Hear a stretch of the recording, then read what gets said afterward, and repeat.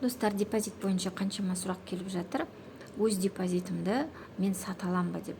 Депозиттеріңізді қазіргі таңда сата алмайсыз ешкімге, тек қана өзіңіздің туысыңыз болмаса, сол туысыңызға беруіңізге болады. Ол туыстарға кім жатады?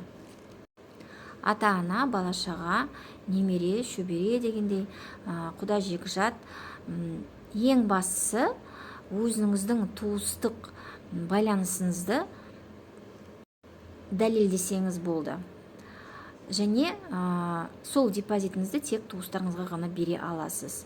Бұлай бөтен адамға, досыма, көршіме, құрбыма берейін деп едім деген, сатайын деп едім деген дүние ол қазірден бастап, 21 тамыздан бастап уже тоқталды.